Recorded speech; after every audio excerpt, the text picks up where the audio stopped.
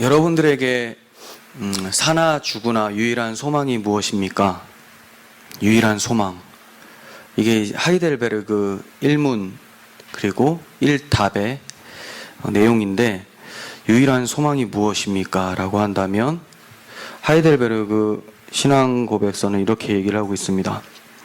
살아서나 죽어서나 나는 나의 것이 아니요 몸도 영혼도 나의 신실하신 구주 예수 그리스도의 것입니다.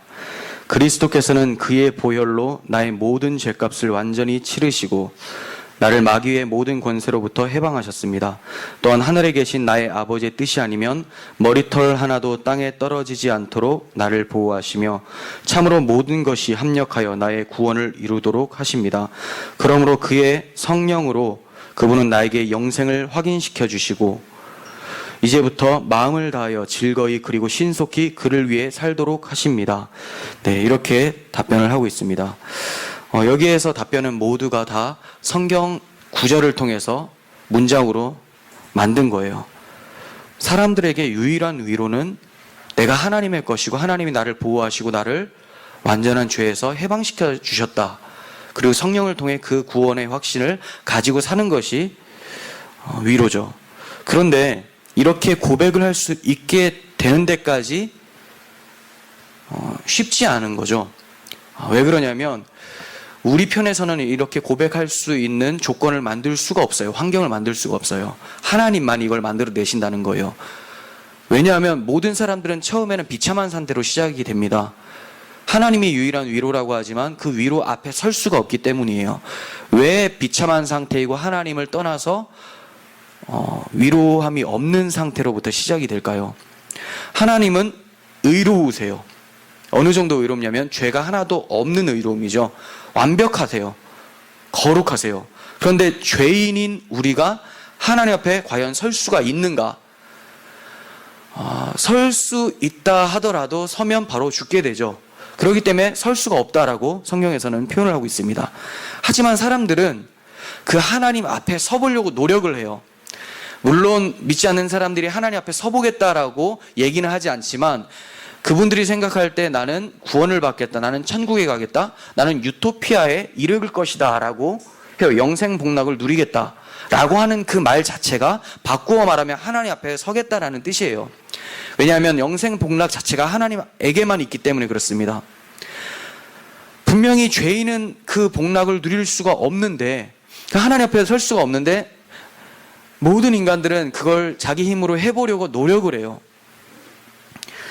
즉 무슨 말이냐면 하나님의 기준이 있어요. 의로움이 있어요. 그런데 이 의로움에 맞게끔 자기를 그대로 만들어서 하나님과 견주어도 손색이 없을 정도의 의로움을 갖추고자 노력을 한다는 거죠.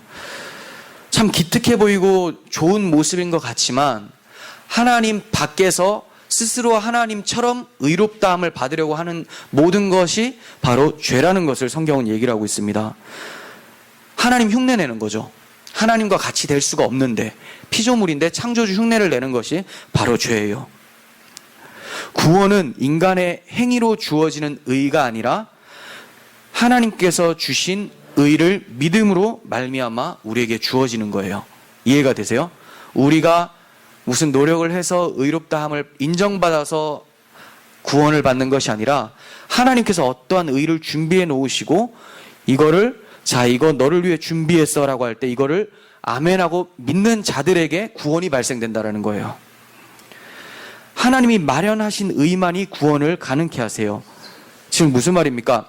율법을 행함으로 의롭다함을 받아 구원을 받는 것인가? 아니면 복음을 믿음으로 의롭다함을 받는 것인가? 이 두 가지로 나눠지게 된다는 거죠. 율법의 의와 복음의 의, 서로 다른 의일까요? 어떻게 생각하세요? 이 의가 있는데 율법에 나타난 의 그리고 복음으로 주어지는 의, 같은 의일까요? 다른 의일까요? 같은 의예요. 같은 의인데 둘 다 하나님의 의예요. 하나님의 의로우심인데 적용 방식이 달라요.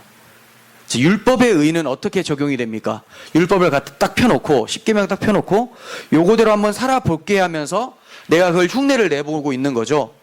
절대 이 율법이 내 가슴 안으로 들어오진 않고 내 모습이 그냥 그렇게 따라가는 거예요. 그러니까 수박을 갖다 놓고 겉에만 계속 핥아 먹는, 그러면서 나는 수박 먹어봤다라고 하는 거죠.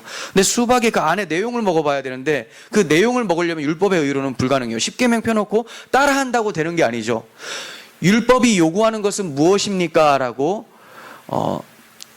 그 하이델베르그 문답에 얘기를 합니다. 질문을 해요. 율법이 요구하는 것은 무엇입니까? 첫째는 하나님 사랑이요, 두 번째도 이와 같으니 이웃 사랑입니다. 이렇게 얘기를 해요. 그러니까 율법의 정신은 뭐냐? 하나님을 사랑하고 이웃을 사랑하라라는 거예요. 이게 어떻게 가능한가? 십계명 펴놓고 지키는 게 어려울 것 같아요? 하나님을 사랑하고 이웃을 사랑하라는 말이 어려울 것 같습니까? 십계명 펴놓고 지키는 것은 흉내를 낼 수가 있어서 어느 정도 비슷하게 맞출 수가 있어요. 근데 하나님을 사랑하라는 말은 일단 마음의 문제예요. 근데 그냥 사랑하는 것이 아니라 마음을 다하고 뜻을 다하고 목숨을 다하여 사랑하래요. 우리는 유일하게 목숨 다할 수 있는 것은 자기 목숨을 위해서밖에 없죠. 그런데 이걸 행하래요. 둘째도 이와 같으니 이웃을 내 몸과 같이 사랑하래요. 내 몸이 아닌데 내 몸과 같이 사랑하래요. 지금 무슨 말입니까? 예수님께서 이것을 십계명을 다시 풀어서 하나님 사랑, 이웃 사랑이다라고 말씀하신 것은 너희들로는 절대로 할 수 없는 이것이 바로 하나님의 계명의 뜻이야라고 하신 거죠. 그러니까 십계명 펴놓고 율법 펴놓고 지켜본다고 한들 이 율법의 의는 내 안으로 들어올 수가 없어요. 그냥 흉내만 낼 뿐이라는 거예요. 하나님을 사랑할 수가 없고 이웃을 사랑할 수가 없으니까.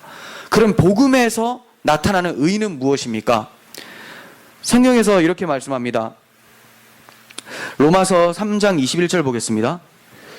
이제는 율법 외에 하나님의 한 의가 나타났으니, 그러니까 율법도 하나님의 의가 맞죠.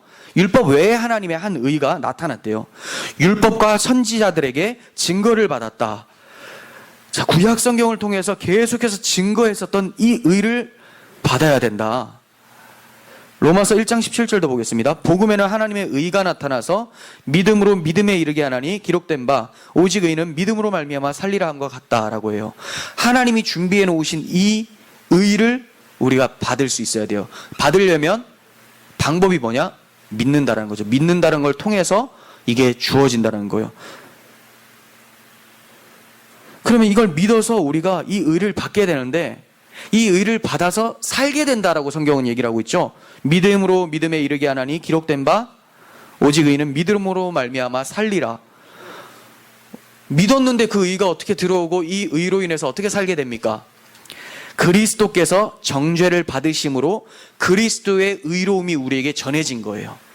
이걸 의의 전가라고 합니다. 의의 전가. 신학적 용어인데 잘 기억을 해두세요. 그리스도의 의가 우리에게 전해져요. 그리스도께서 내 죄를 가지고 십자가에서 죽으셔서 지불을 하시고 그리스도의 의로움, 그리스도는 하나님의 아들이니까 당연히 하나님의 의를 가지고 계시겠죠. 율법의 의와 동일한 의예요.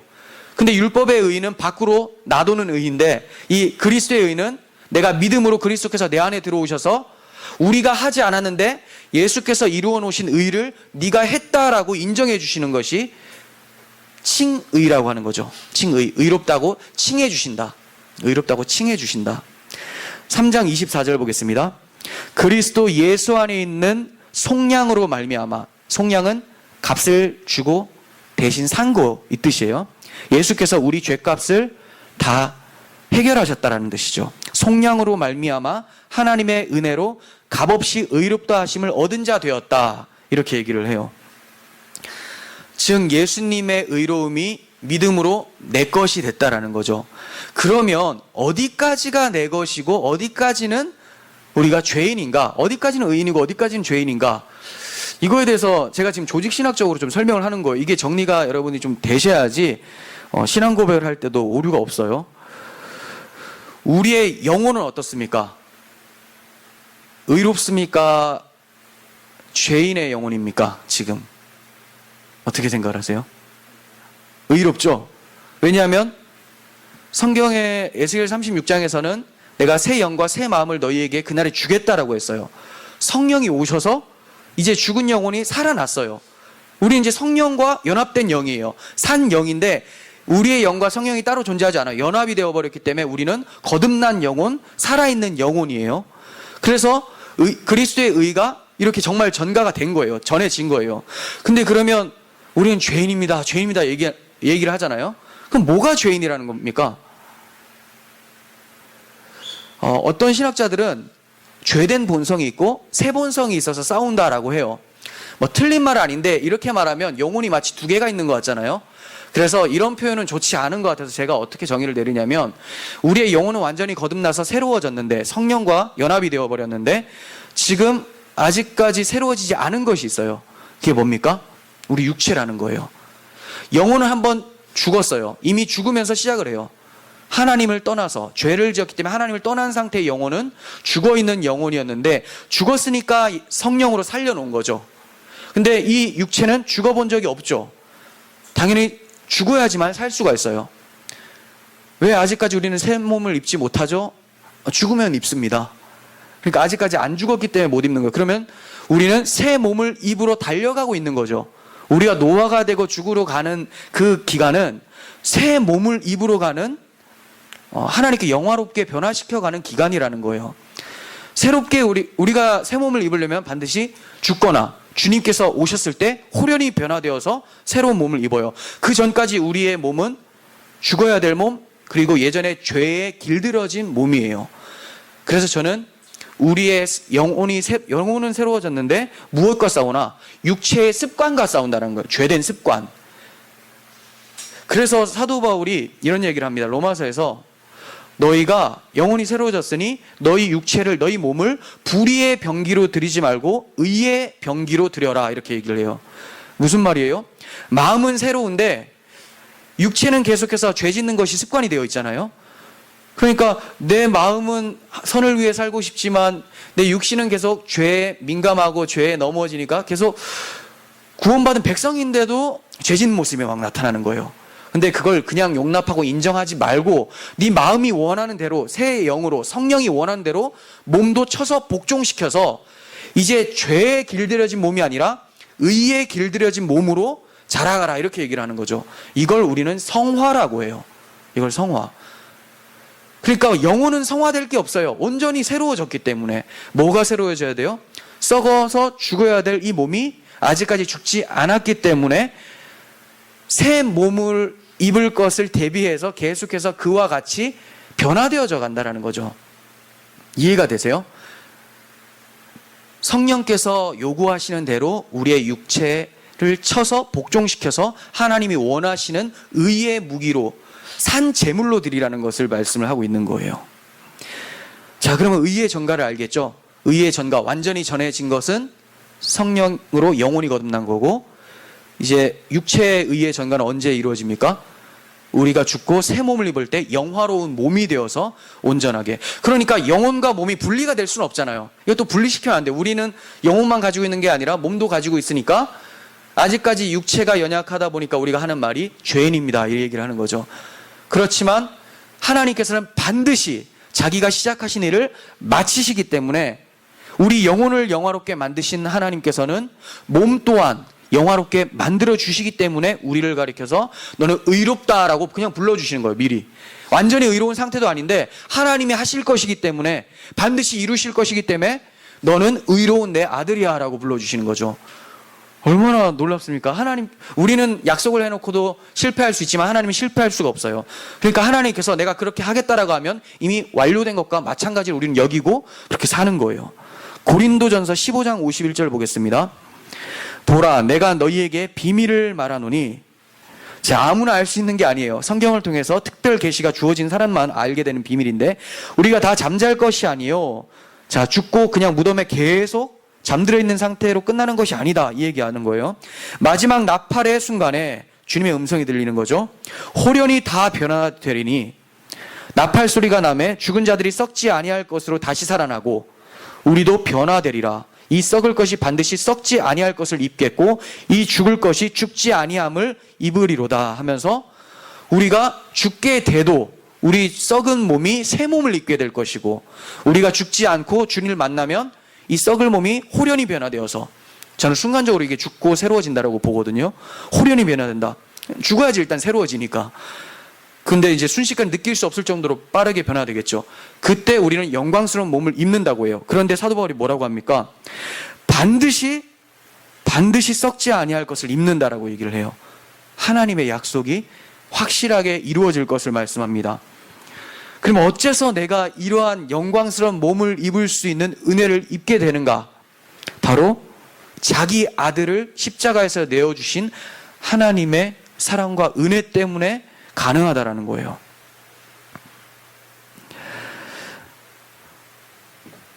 우리가 사도 바울은 이렇게 얘기를 합니다. 우리가 믿음으로 의롭다 하심을 받았다. 네. 자, 믿음으로 의롭다 하심을 받았다. 이게 지금까지 설명한 칭의죠. 믿음으로 의롭다 하심을 받았다. 아직 완전히 의로운 상태가 아닌데 하나님이 하실 것이기 때문에 그냥 의롭다고 말씀해 주시는 거예요. 그런데 사도 바울이 얘기를 할 때 이런 단어를 씁니다. 우리가라고 해요. 우리가. 이거는 참 우리 교회에게 도전을 주는 말씀이에요. 우리가 믿음으로 의롭다 하심을 받았으니라는 말은 즉 로마 교회의 모든 성도들이 그리스도의 의를 다 믿는 자들이라는 뜻이죠. 그러니까 우리가라고 하죠. 이 말은 로마 교회 모든 성도들이 성도라면 자신의 의를 지푸라기로 여기고 그리스도의 의만이 최고의 가치가 있다고 생각한다는 뜻이에요. 이게 쉬운 일입니까? 내가 가진 의는 지푸라기와 같다. 소멸되어야 된다. 필요도 없다. 그리스도의 의만이 가장 고귀하다. 이게 과연 쉬운 일일까? 타락한 본성은 자신을 높이기 위해서 혈안이 되어 있기 때문에 스스로 낮아지는 것이 불가능해요. 자기 의를 지푸라기처럼 여기는 것이 불가능합니다. 로마서 10장 3절에서 이렇게 얘기를 합니다. 하나님의 의인을 모르고 자기 의를 세우려고 힘써 하나님의 의에 복종하지 아니하였느니라 이렇게 얘기하죠. 여기서 하나님의 의는 뭡니까? 예수 그리스도라고 하는 의예요. 하나님이 내 아들이 대신 이루어 놓은 이 의로움을 네가 믿고 네 의는 지푸라기라고 생각하면서 이 아들의 의를 믿어서 구원받는다라는 것을 네가 믿느냐? 이거 얘기했더니 유대인들이 어떻게 합니까? 자기 의를 세우기 위해서, 왜냐하면 예수님의 의를 우리가 받아들인다면 우리 의는 당연히 지푸라기와 같다 고백이 되어야지만 받아들이거든요. 이해가 되세요? 예수의 의가 왜 필요합니까? 내 의로는 안 되니까 필요한 거잖아요. 근데 내 의로 충분히 된다고 생각을 하면 예수의 의를 하나님이 딱 내어주셨을 때 저리 치우시라고 딱 되죠. 내가 충분히 의로울 수가 있습니다.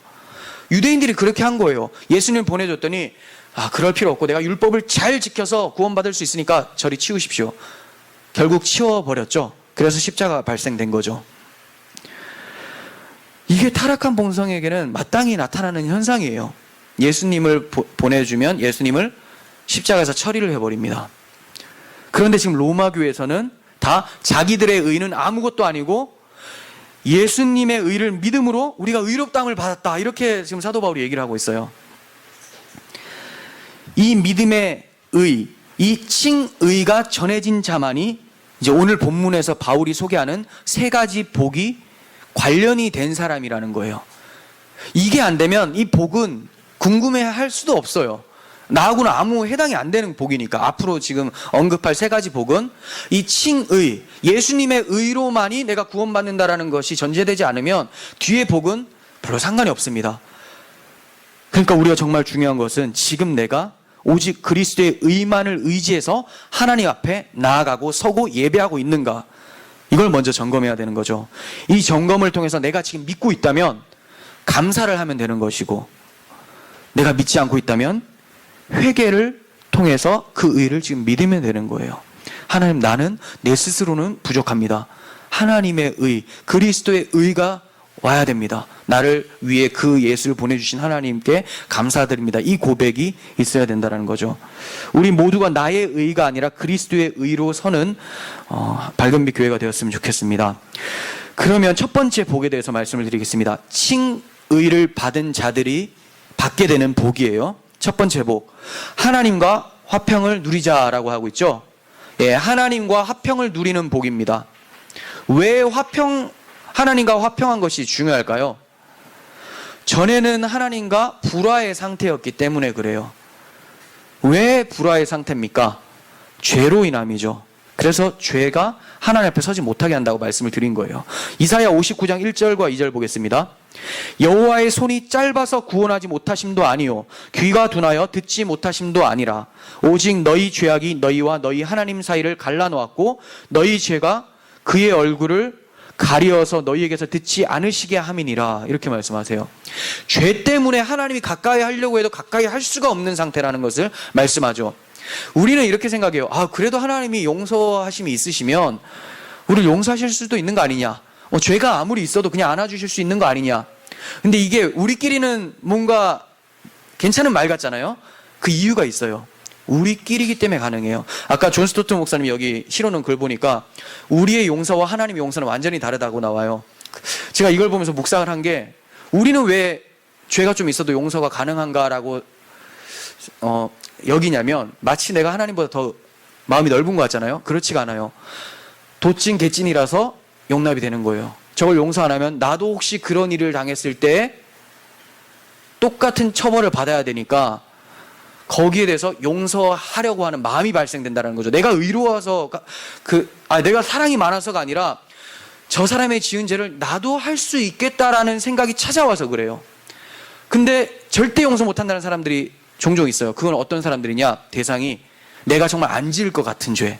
그 사람들은 절대 용서 못한다라고 해요. 유괴를 해가지고 토막살인을 하고 이거 안 지을 것 같잖아요. 절대 용서 못한다고 해요. 그러니까 우리가 용서하는 기준은 뭐냐면 내가 정말 안 할 것 같으면 용서를 못하고 내가 혹시나 넘어질 것 같은 선에서는 용서를 한다고 해요. 근데 하나님의 용서는 그런 차원이 아니에요. 왜 하나님이 용서를 못한다, 죄를 용서 못한다라고 하시냐면 죄라는 것이 한 번도 성립이 안 되신 분이잖아요. 너무 깨끗하신 분이기 때문에 더러운 것을 용납을 못해요. 백지기 때문에 점 하나 찍으면 이 백지라고 할 수가 없잖아요. 그와 같습니다. 우린 점이 많이 찍혀있기 때문에 한두 개 더 찍어도 충분히 괜찮지 않냐라고 해서 용서라는 단어를 쓰는데 하나님에게서는 용서라는 것이 원래 있을 수가 없어요. 근데 놀라운 것은 뭡니까? 존 스토트 목사님이 그렇게 얘기를 하죠.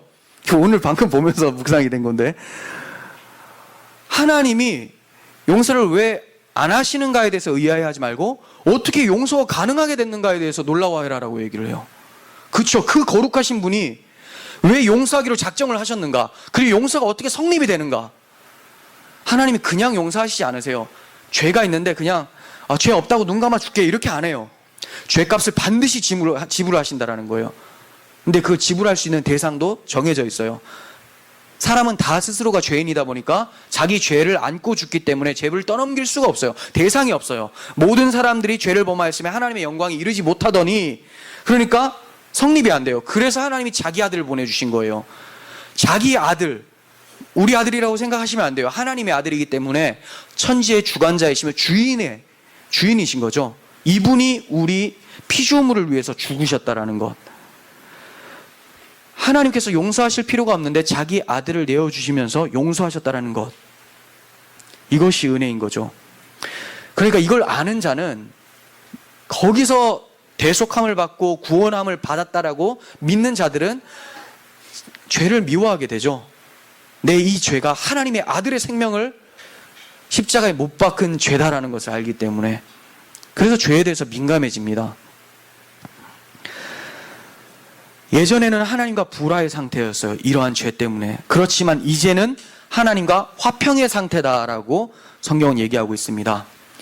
그 이유에 대해서 1절 중반부 보시면 이렇게 표현하죠. 우리 주 예수 그리스도로 말미암아. 지금까지 제가 설명한 게 이거예요. 사실 이 문장은 굳이 넣지 않아도 문장 자체는 자연스럽게 흘러갈 수가 있어요. 보세요. 넣지 않고 얘기해 볼게요. 1절 보시면 그러므로 우리가 믿음으로 의롭다 하심을 받았으니 하나님과 화평을 누리자. 깔끔하죠? 우리가 믿음으로 의롭다 하심을 받았으니 하나님과 화평을 누리자. 그런데 굳이 문장 길게 해가지고 문장 너무 길게 쓰는 사람들 글 못 쓰는 사람이잖아요. 왜 이렇게 길게 씁니까? 사도 바울이. 너무 중요하니까. 이거 빼면 성립이 안 되니까. 믿음으로 의롭다함을 받는데 이게 어떻게 의롭다함을 받는 무슨 의냐? 누구의 의냐? 이걸 설명해야 되는 거예요. 그래서 우리 주 예수 그리스도로 말미암아라고 얘기를 하는 거죠. 그리스도의 의다. 믿음으로 의가 전해졌는데 그 의가 누구의 의인지를 밝혀주고 있습니다. 하나님의 아들의 의, 율법과 같은 의, 하나님의 의라고 얘기를 하고 있어요.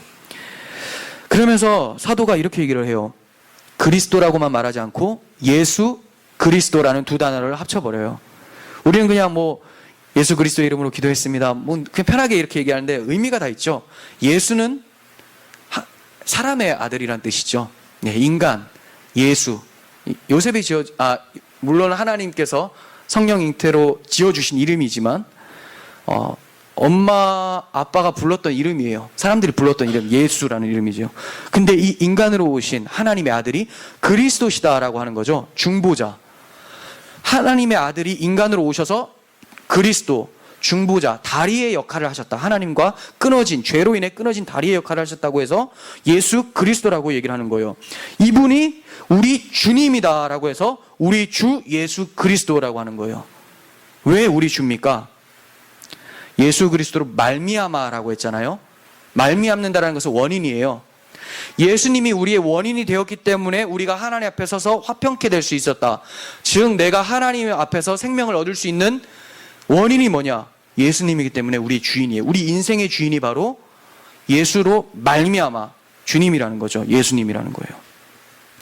세상에서는 가해자가 피해자에게 보상을 해주고 합의를 보려고 간청을 하죠. 그렇죠? 자동차를 박아버렸어요. 박은 사람이 다 돈을 대줍니다. 그리고 합의 보자고 막 사정을 합니다. 그런데 하나님의 나라는 어떻습니까?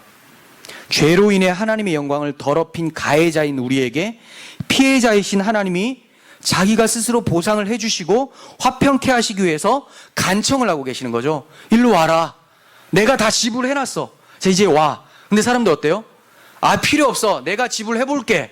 지불이 안 되니까 한 거죠. 사람들이 지불할 수 있으면 하나님이 지불 안 하시죠. 자기 아들을 뭐 쓸데없이 죽이십니까?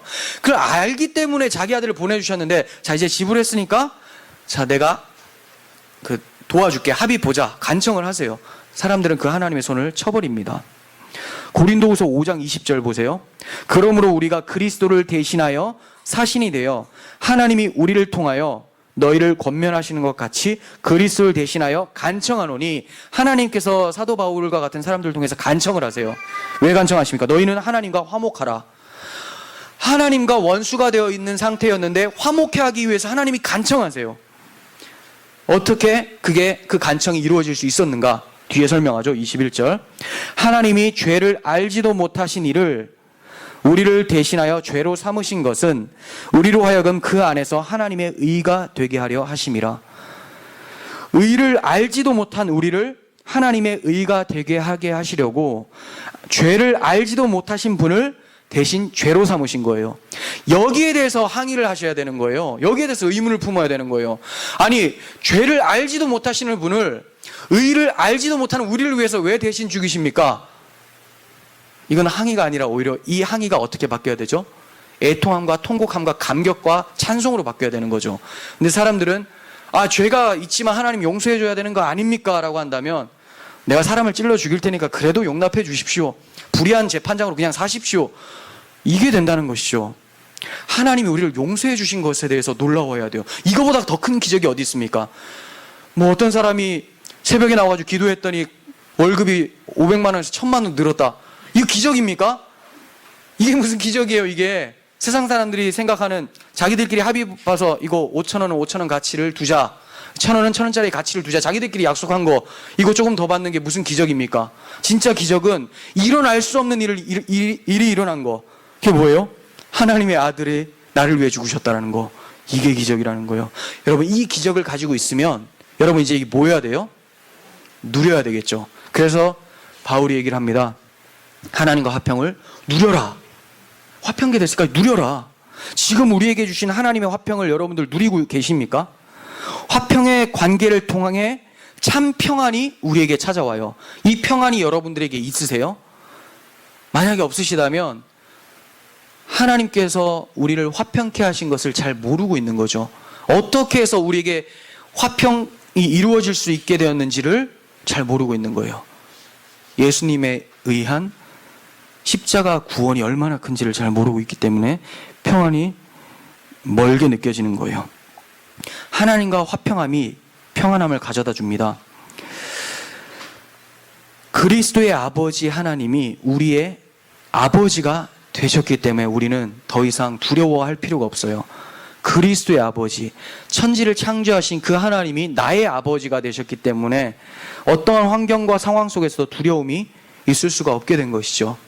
그래서 평안이 찾아오게 되는 겁니다. 자, 그러면 두 번째 복은 뭘까요? 칭의로 인해서 주어지는 두 번째 복. 은혜에 들어감을 얻은 복이에요. 은혜 안으로 들어가는 복을 받았습니다. 여기서 이렇게 표현을 합니다. 믿음으로 서 있는 은혜 안으로. 믿음으로 서 있는 은혜 안으로. 이 말은 하나님 보좌 앞을 의미를 해요. 하나님 보좌 앞으로 나아간다, 이런 뜻이에요. 이거를 구약 성경에서 그림자로 설명해 주시기 위해서 어떤 건축물을 지었었죠. 그게 성막이죠. 지난 시간에도 성막 잠깐 설명을 해드렸지만 성막 안에는 지성소가 있어요. 지성소에서 하나님이 죄인을 만나 주시겠다라는 거죠. 지극히 거룩한 장소에서 죄인을 만나 주시겠다. 그런데 그 지성소로 들어가는 길에는 휘장이 있습니다. 이 휘장을 그냥 함부로 젖히고 들어갔다가는 바로 죽게 돼요. 그래서 대제사장이 대표로 들어가게 될 때 몸에 줄을 달고 방울을 달고 들어가죠. 소리가 안 나면 죽은 줄 알고 줄로 잡아 끌어야 되니까, 제사장 죽었다, 소리가 안 난다, 내가 들어가서 데리고 나와야지. 그도 사망. 한 100명 막 이렇게 쌓여지게 되는 거죠. 그러니까 안 돼요. 그래서 줄로 끄집어내기 위해서. 그토록 하나님께서는 죄를 철저하게 멀리 하세요. 그러니까 함부로 휘장 젖히고 들어가면 죽어요. 지성소 안에서 만날 수가 있는 건데 하나님이 못 들어오도록 휘장을 막아놨다는 거죠. 근데 이 휘장이 언제 찢어집니까? 히브리서 10장 20절에서는 그 길은 예수의 십자가로 인해 열려진 길을 얘기해요. 우리를 위하여 휘장 가운데로 열어놓으신 새로운 살 길이요, 휘장은 곧 그의 육체니라. 예수님께서 십자가에서 자기 육체를 찢으심으로 휘장이, 십자가에서 죽으실 때 휘장이 쫙 찢어지잖아요. 그러면서 죄가 사라지게 됐다는 걸 얘기를 해요. 하나님이 이제 죄를 죄로 안 우리를 죄인으로 안 보시고 자기 아들로 삼아 주신다는 거죠. 그래서 우리가 그 은혜 안으로, 보좌 안으로 들어갈 수 있게 되었다고 얘기를 합니다. 그런데 이렇게 표현합니다. 서서 들어간다. 서 있다 얘기해요. 은혜 안에 서 있다. 어떻게 서 있게 됩니까? 보통 하나님 앞에 설 수가 없어요. 다리가 후들거려서 서겠습니까? 심판 앞에서, 심판차 앞에서 어떻게 섭니까? 아무도 자기 의를 가지고는 설 수가 없죠. 그래서 우리는 그리스도의 의를 통해서 서게 된다는 것을 알게 돼요. 예수님께서도 산상수훈을 통해서 비유로 말씀을 하세요. 주추를 반석 위에 세운 집이 비가 내리고 창수가 나도 무너지지 않는다. 근데 모래 위에 세운 집은 어떻게 됩니까? 막 무너져 내리죠. 비가 오면. 뭘 얘기하는 거예요? 여러분, 집 잘 지을 때 반석 위에 세우라고 그렇게 말씀하는 겁니까? 우리 믿음이, 우리가 하나님 앞에 설 때 내 의로 서는 것을 모래 위에 세운 집이라고 하는 거예요. 모래 위에. 내 의는 모래 위에 세웠기 때문에 하나님께서 비를 확 내려버리시면 노아의 홍수처럼 그냥 확 무너지는 거예요. 반석 위에 세웠다라는 것은, 반석은 그리스도다라고 성경은 얘기를 하고 있죠. 절대 흔들림 없고 무너지지 않는 반석, 그 위에 그리스도의 의를 믿고 나아간 자는 서 있게 된다는 걸 얘기를 해요. 즉 이것은 대속교리, 복음을 믿기 때문에 우리가 하나님 앞에 설 수 있다는 것을 얘기를 하는 거예요. 즉 서라는 말은 대속교리의 서라는 말과 같은 거예요. 예수님의 의가 나에게 전해졌기 때문에 내가 하나님 앞에 서 있을 수 있습니다. 이거 기억하라는 것이죠. 사도 바울은 여러 차례 믿음에 서라 이런 얘기를 많이 해요. 한번 살펴보겠습니다. 좀 여러 구절인데, 고린도전서 15장 1절. 형제들아, 내가 너희에게 전한 복음을 너희에게 알게 하노니 이는 너희가 받은 것이요 또 그 가운데 선 것이라. 복음에 선 것이다 라고 얘기를 하죠. 고린도 후서 1장 24절. 우리가 너희 믿음을 주관하려는 것이 아니요 오직 너희 기쁨을 돕는 자가 되려 함이니 이는 너희가 믿음에 섰음이라. 빌립보서 4장 1절. 그러므로 나의 사랑하고 사모하는 형제들, 나의 기쁨이요 면류관인 사랑하는 자들아, 이와 같이 주 안에 서라. 넘어져 있으라고 안 합니다. 베드로전서 5장 12절. 내가 신실한 형제로 이는 실로 안으로 말미암아 너희에게 간단히 써서 권하고 이것이 하나님의 참된 은혜임을 증언하노니 너희는 이 은혜에 굳게 서라. 뭘 써서 증언합니까? 복음이죠. 복음의 은혜에 굳게 서 있으라고 얘기를 해요. 에베소서 3장 12절. 우리가 그 안에서 그를 믿음으로, 예수님을 믿음으로 말미암아 담대함과 확신을 가지고 하나님께 나아감을 얻었다. 그러니까 다리가 후들거리지 않고 서 있을 수 있는 거예요. 히브리서 10장 19절. 그러므로 형제들아, 자 이제 아까 제가 성소, 지성소로 나아가는 거 얘기해서 말씀드렸는데 히브리서 기자도 그걸 비유로 다시 말씀하는 거예요. 그러므로 형제들아, 우리가 예수의 피를 힘입어 성소에 들어갈 담력을 얻었다. 예수의 피를 힘입었기 때문에 성소로 들어갈 담력을 얻지. 그냥 들어가면 그 뭐 죽을 텐데 어떻게 들어갑니까? 못 들어가죠. 그래서 지난번에도 말씀드렸지만 우리 교회 이름이 성소 담력교회가 될 뻔 했는데 촌스러워서 안 했습니다. 지금 생각해도 촌스럽습니다. 성소 담력교회. 무슨 극기훈련하는 교회 같고. 자, 그리고 마지막으로 마지막 날에 하나님께 심판을 받는 사람들이 외치는 말이 있어요. 그 하나님의 심판이 너무나 무섭기 때문에 누가 하나님의 진노의 큰 날에 하나님 앞에 능히 서리오 이렇게 질문을 해요. 계시록 6장 17절에 그들의 진노의 큰 날이 이르렀으니 누가 능히 서리오. 자기들은 아무리 해봐도 설 수가 없어. 너무 무서우니까. 근데 6장에서 이제 7장으로 넘어가면서 어떤 사람들이 나옵니까? 14만 4천 성도들이 쫙 나와 있죠. 그리스도의 보혈의 피를 같은 말이네요. 그리스도의 보혈을 의지한 자들, 이 자들이 능히 설 수 있다라고 성경은 얘기를 하고 있어요. 칭의의 복음을 믿는 자는 누구를 막론하고 담대히 서 있을 수 있는 거예요. 뭐 어떤 좀 잘못된 신앙을 가지고 있는 사람들, 특히 카톨릭 같은 경우는 어떻게 생각합니까? 사제가 자기보다 조금 더 피를 많이 의지해 있다고 생각을 하는 거예요. 그래서 내 대신 하나님 앞에 좀 나아가서 기도 좀 해주세요. 교회에서도 목사님 대신 기도 좀 부탁합니다. 그냥 기도 받으러 와요. 기도는 목사가 하나님께 하는 거죠. 근데 기도 받으러 왔다고. 기도를 받는 건 누구한테 하는, 뭐 이거 이 사람한테 하는 겁니까? 기도 받는다는 말이 좀 이상해요. 기도는 하는 거죠, 하나님께. 근데 목사가 대신해달라고 하는 것 자체가, 물론 자기도 기도를 할 테니 함께 해주세요. 이건 당연히 아름다운 요청이죠. 근데 나는 좀 은혜롭지 못하니까 당신이 대신 중간 역할을 해서 기도를 좀 해주세요. 이러면 이게 뭐가 됩니까? 샤먼이 되죠. 나는 신에게 나아가기는 조금 지식이 부족하니까 나보다 조금 더 가까운 샤먼, 이 중재자가 와가지고 같이 좀 해달라고. 이렇게, 그게 무당한테 가서 뭐 좀 대신 좀 얘기해달라. 불화가 없게 좀 해달라. 이렇게 돈 주고 하는 거 아닙니까? 이렇게 되면 안 돼요. 누구를 막론하고 예수 그리스도의 십자가 대속으로 내가 하나님 앞에 나아갈 수 있게 되었다라고 믿는 사람들은 하나님은 다 아들로 받아주세요. 여러분 자신으로 받아주시는 것이 아니라 그리스도의 피가 여러분들 덮고 있기 때문에 다 예수님으로 보는 거예요. 하나님의 아들로 보기 때문에 목사님이라고 해서 더 가까운 자리로 나아간다. 이거 말 같지도 않은 소리죠. 천국에 가면 목사님 자리는, 장로님 자리는 조금 더 앞에 있고 조금 기도가 부족하고 그런 성도들 저 바깥에 계집 옆에 있고, 이거 가르치는 데가 전 세계에서 가장 큰 교단, 우리나라에 있는 그 교단 아닙니까? 다 안티 댓글 달까봐. 알잖아요. 순수한 복음을 가진 자들. 순수하지 못하죠. 그게 아니에요. 이 칭의교리는 누구를 막론하고 오늘 예수를 믿는다 하더라도 하나님 앞에 담대히 세울 수 있는 능력이 있습니다. 이걸 믿으셔야 돼요. 우리는 이 복음을 가졌기 때문에 이제 죽어서 하나님 앞에 그렇게 나아갈 수 있는 것이 아니라 지금도 매일매일 하나님 앞에 들어가서 서 있을 수 있게 된 거예요. 어떻게 여러분 매일매일 하나님 앞에 나아가서 서 있습니까? 여러 가지 방법이 있겠지만 기도를 통해서죠. 여러분 기도하는 그 자리가 지성소로 들어가서 하나님과 함께 대면하는 그 자리예요. 그리고 예배할 때 우리가 그리스도의 피를 힘입어 예배하잖아요. 자기 의를 가지고 나온 사람 어디 있어요? 내가 교회 나와 줬으니 하나님 이제 만나 주셔야지.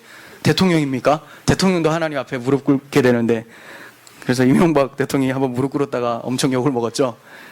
꿇어야죠. 꿇어야죠. 근데 기독교 국가가 아니기 때문에 욕을 먹습니다. 이렇게 우리는 기도와 예배를 통해서 매일매일 주님 앞에 나아가게 돼요. 이렇게 매일매일 나아가다 보면 시간이 흘러서 우리 임종이 다 되었을 때, 주님이 또 찾아와 주셨을 때, 재림의 때가 되었을 때 우리는 영원히 함께 하나님과 서게 되는 거예요. 자, 그리고 칭의로 주어지는 마지막 세 번째 복입니다. 하나님의 영광을 바라고 즐거워하게 되는 복이에요. 자, 이거는 좀 달라요. 왜냐하면 화평을 누리라라고 한 것은 현재형이죠. 예, 지금 누리면 되는 거예요. 그리고 은혜 안에 서게 된 것, 이것은 과거에 우리가 예수를 믿음으로 서게 됐어요. 이미 완료의 상태예요. 그렇지만 서게 된 것이 지금도 이어지죠. 날마다 나아가니까 과거와 현재가 함께 또 연결이 되어져요. 근데 지금 하나님의 영광을 바라고 즐거워하라. 바라라라고 하는 말은 뭡니까? 미래형이죠. 미래의 것을 이제 바라보는 거예요. 하나님의 영광이 이제 있을 것을 바라보라는 거예요. 이 바라보는 미래형을 통해서 이 어떤 영광이 이제 미래에 있는데 그걸 바라보는 것을 통해서 우리에게 임하게 된 게 뭡니까? 여기 즐거워하게 된다. 현재형을 누리게 된다. 이걸 얘기를 하는 거죠. 그러니까 분명히 하나님의 영광은 미래에 우리에게 온전히 주어지게 돼요. 하지만 우리가 바라봄으로써 즐거워하는 그 상태는 뭐 때문에 즐거워합니까? 그 영광을 이 땅에서도 희미하게나마 누리고 살고 있기 때문에 즐거워할 수가 있는 거예요. 영광이 하나도 없으면, 이 땅에 하나도 없으면 이 땅이 그냥 지옥만 같고 괴로워서 살기가 싫어요. 그래서 맨날 하는 말이 죽여주옵소서, 죽여주옵소서, 주의 나라 가게 하옵소서. 이 사람들은 복음을 모르는 사람이죠. 그게 이제 염세주의자들. 마치 복음을 알아서 이 땅을 초월한 것처럼 생각하지만 그건 아니에요. 이 땅에서 하나님께서 주신 생명의 소중함과 이 땅에서 하나님의 영광을 충분히 알아갈 수 있도록 우리에게 생명을 허락해 주셨는데 그 생명을 경시하는 상태. 그거는 하나님의 선한 의도, 하나님의 교육의 목적을 망각하고 있는 거죠. 그래서 복음을 모르는 겁니다. 염세주의는. 지금도 우리는 하나님의 영광을 희미하게나마 바라보고 즐거워하고 있습니다. 요한복음 17장 24절에서 주님께서 하나님께 우리를 위해 기도를 하실 때 이렇게 얘기를 하세요. 하나님의 영광이 지금도 현재형이라는 것을 우리는 보게 돼요. 여기서 아버지여 내게 주신 자도 나 있는 곳에 나와 함께 있어 아버지께서 창세전부터 나를 사랑하심으로 내게 주신 나의 영광을 그들로 보게 하시기를 원하옵나이다. 자, 그들이 지금 나와 함께 있어. 주님 어디로 가실 건데? 하나님 보좌 우편에 가게 되잖아요. 근데 그들이 지금 우리들이에요. 함께 거기에 있대요. 즉 우리의 영혼은 하나님 성령과 연합이 되어서 이미 하나님 안에서 안식을 누리고 있고 그걸 이 땅에서 그렇게 믿고 살아가라고 얘기를 하고 있는 거죠. 내게 주신 나의 영광을 그들로 보게 하시기를 원하옵나이다. 이 땅에서 여러분들이 그 영광을 볼 수 있어요. 요한복음 1장 14절 어떻게 봅니까? 그 영광이 도대체 뭡니까? 말씀이 육신이 되어 우리 가운데 거하심에 우리가 그의 영광을 보니 아버지의 독생자의 영광이요 은혜와 진리가 충만하더라. 예수님이 나타나셨는데 그걸 사도 요한이 어떻게 얘기를 합니까? 하나님의 영광이 나타났다 이렇게 얘기를 해요. 예수님의 제자 빌립이 하나님을 우리에게 보여주옵소서라고 했더니 예수님께서 나를 본 자는 아버지를 봤는데 왜 또 보여달라고 하느냐 이렇게 얘기를 하시죠. 여러분 예수님을 본 자는 하나님의 영광을 본 자예요. 근데 예수님을 그냥 이렇게 쳐다본 자는 다 영광을 본 자입니까? 아니요. 예수님이 하나님의 아들이신데 우리 죄를 가지고 십자가에 죽으심으로 거기에 뭐가 발생됩니까? 하나님의 공의로움과 죄에 대한 심판이니까 공의로움 그리고 죄인을 안아주시는 하나님의 사랑, 공의와 사랑이 십자가에서 발생하기 때문에 예수를 본 자, 즉 예수의 십자가를 믿는 자는 하나님의 영광을 본 것이다 라고 하는 거죠. 우리 이 땅에서 그 영광을 계속 보는 거예요. 그러니까 잠깐만 처음 믿을 때 예수님의 십자가를 믿고 이제는 더 나은 것, 더 뭐 괜찮은 것, 세상에서 복 받는 것 이게 나은 게 아닌데 그거라고 생각하면서 산다면 그 사람은 남은 인생을 평생 하나님의 영광을 못 보고 사는 거죠. 하나님의 영광은 예수 그리스도 십자가에서 나타나니까 죽을 때까지 우리가 주님 오실 때까지 붙잡고 가슴에 새겨야 될 것이 그리스도의 십자가라는 거예요. 여기서 우리는 하나님의 영광을 보게 되는 것이죠. 스데반 집사님이 죽기 전에 영광을 봤어요. 죽기 전에만 봤을까요? 날마다 보고 지냈었던 것을 마지막에 확실하게 더 강력하게 보게 된 것이죠. 사도행전 7장 55절 보겠습니다. 예수를 증거하다가 복음을 전하다가 돌에 맞아서 죽는 현장에서 스데반 집사를 얘기를 하는 겁니다. 스데반이 성령 충만하여 하늘을 우러러 주목하여 하나님의 영광과 및 예수께서 하나님 우편에 서신 것을 보고 말하되 보라 하늘이 열리고 인자가 하나님 우편에 서신 것을 보노라 한대. 아멘. 지금까지 하나님의 영광을 보면서 사는 사람이 마지막에 죽을 때도 하나님께서 이제 더욱 뚜렷한 온전한 하나님의 영광을 보여주시는 거죠. 한 번도 이 땅에서는 십자가의 영광을 보면서 살지도 않아 놓고 죽을 때 하나님의 영광에 참여하게 된다. 있을 수가 없어요. 스데반 집사와 같이 그리스도 십자가를 전했었던 그 사람, 돌멩이가 날라옴에도 불구하고 담대하게 복음을 선포할 수 있었던 그 사람이 바로 하나님의 영광을 확실하게 누릴 수 있는 사람이죠. 이 스데반 집사의 담대함을 보십시오. 이 담대함이 어디서 나올까요? 하나님 앞에 설 수 있는 담대함이 있는 사람이라면 세상 앞에 못 서겠습니까? 세상이 두려워가지고 막 벌벌 떨면서 나를 나고자로 보면 어떡하나, 이건 안중에도 없어요. 스데반 집사는 돌 앞에서도 서요. 처형 현장에서 섭니다. 하나님 앞에서, 그 거룩하고 심판자이신 하나님 앞에서도 서는 사람이 어떻게 세상 앞에서 못 서겠습니까? 우리 날마다 그리스도의 피를 의지해서 하나님 앞에 서는 연습을 해야 됩니다. 구약 이스라엘은 가나안 땅이 영광이었지만, 자신들이 가야 할 가나안 땅이 영광이었지만 광야에서도 이미 그 영광을 바라보면서 행진을 했어요.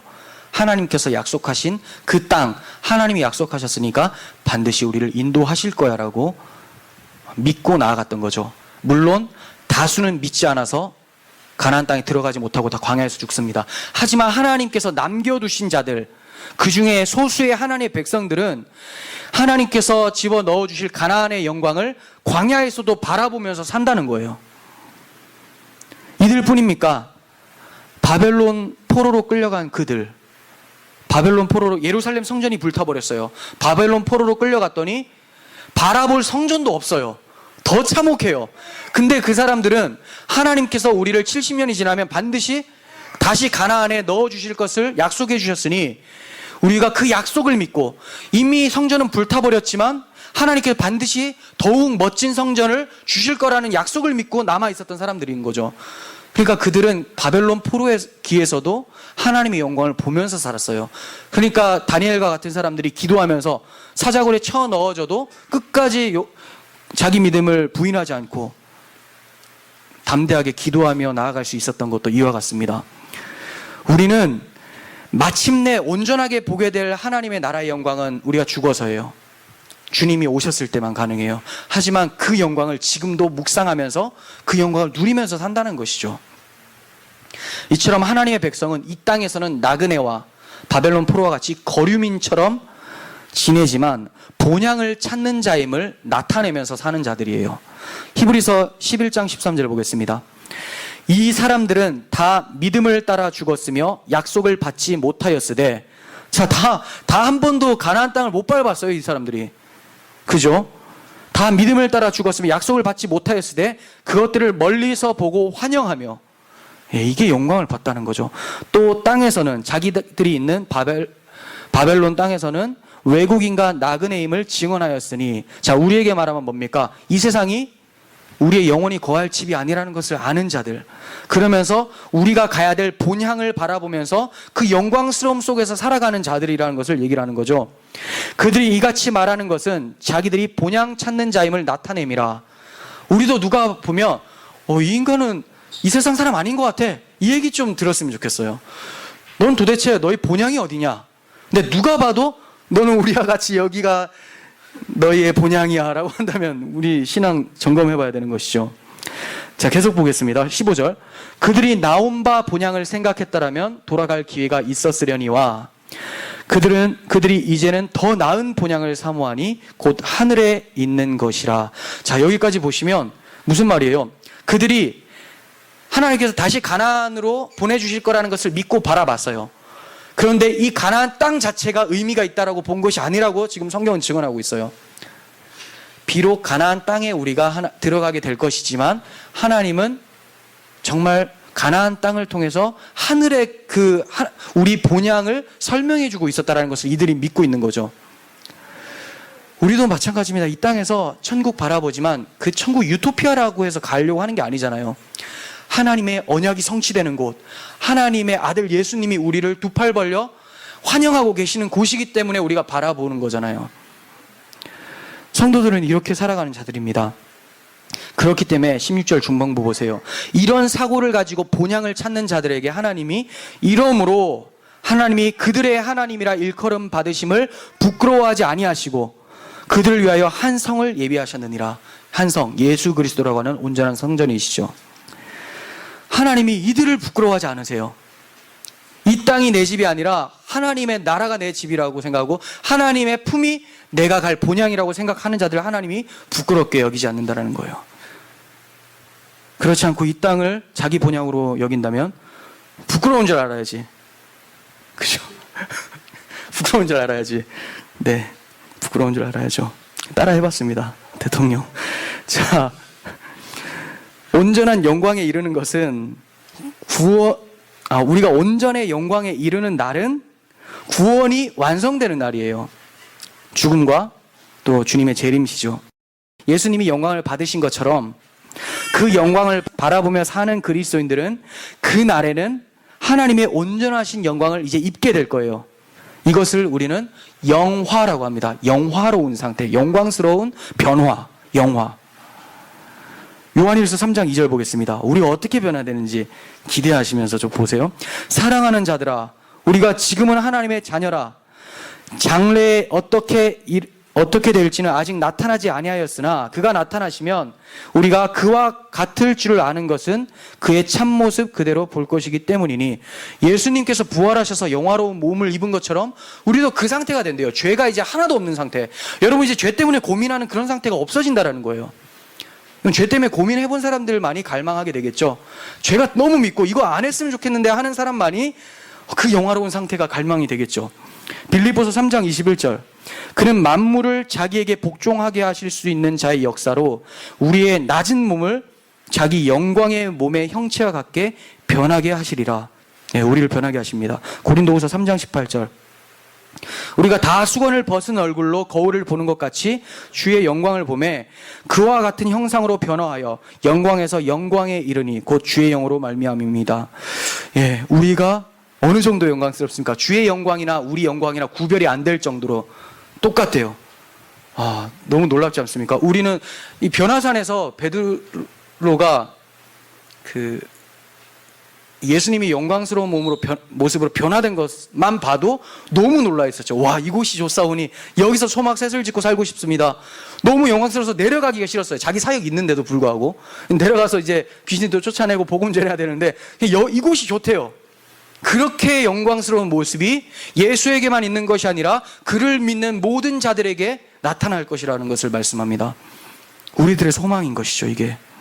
그때까지 우리는 주를 향한 열심을 가지고 주를 위해 쉬지 않음으로 하나님이 쉬지 않도록 해야 돼요. 이해가 되세요? 우리가 주님의 영광을 위해서 쉬지 않음으로 하나님 또한 우리 구원을 위해서 쉬지 않도록 하게 하라고 성경은 얘기를 합니다. 이사야 62장 6절 보겠습니다. 예루살렘이여, 자, 교회를 통칭해서 얘기를 합니다. 내가 너의 성벽 위에 파수꾼을 세우고 그들로 하여금 주야로 계속 잠잠하지 않게 하였느니라. 복음을 계속 전파하고 듣게 하셨다라는 거죠. 너희 여호와로 기억하시게 하는 자들아, 너희는 쉬지 말며. 이게 너무 좋은 말씀이죠. 여호와로 기억하게 하는 자들, 기억 안 하는 사람들도 있다는 거예요. 기억하게 하는 자들이 누굽니까? 복음을 전파하고 복음을 날마다 듣고 묵상하는 자들은 여호와를 기억하게 하는 자들인데 이들은 쉬지 말아라 이렇게 얘기를 해요. 주를 위해 쉬지 말아라. 또 여호와께서 예루살렘을 세워 세상에서 찬송을 받게 하시기까지, 즉 하나님 나라가 완성되기까지, 종말이 임할 때까지 그로 하나님으로 쉬지 못하게 하라. 여러분들의 헌신과 노력, 복음에 대한 열정을 통해서 하나님도 여러분들 통해 일하게 하시게끔 얘기를 하고 있는 거죠. 근데 이게 또 반대로 거꾸로 말하면 우리가 열심히 했더니 하나님이 일하신다가 아니라 하나님이 우리를 위해서 일을 하시기 위해서 우리를 일하게 만드신다라는 거예요. 이해가 되세요? 하나님이 우리를 위해서 쉬지 않고 일하시고 싶은데 그러려면 우리를 돌리신다라는 거예요. 그러니까 나는 뭐 가만히 있어도 하나님께서 열심히 일하시니까 구원이 완성되겠지? 그거 없어요. 하나님께서는 우리를 열심히 주를 위해 살게 하심으로 하나님이 구원을 이루어 가신다라고 말씀하시는 거예요. 그러니까 우리의 헌신과 하나님의 주권이 정확하게 일치가 되면서 맞물려서 돌아가게 되는 거죠. 하나님의 주권만 강조하는 사람도 운명론자 되죠. 예정론자 아니에요. 그 운명론자. 게으름과 나태함에 빠지고 맨날 그 나라 빨리 가고 싶다 이런 얘기만 하고, 당연히 가고 싶죠. 근데 이 땅에서도 그 나라가 있는데. 그리고 또 어떤 사람들은 하나님 주권을 경시하고 내가 열심히 해야지 그 나라가 도래한다라고 해서 하는 자들, 네, 율법의 짐을 지고 인본주의적으로 하나님을 배제한 상태로 출발하는 것, 양극단을 멀리하십시오. 하나님의 주권은 우리의 삶을 통해 나타나는 거예요. 그러니까 여러분들의 열심을 보이십시오. 그리함으로 하나님으로 쉬지 못하시게 하십시오. 야곱이 애굽에서 다시 가나안 땅으로 인도하실 하나님을 바라본 것처럼 우리 또한 하나님의 영광을 바라보면서 즐거워하십시다. 칭의의 복음을 묵상하면서 누리고 들어가고 바라며 즐거워하는 우리들이 되기를 간절히 소원합니다. 기도하겠습니다.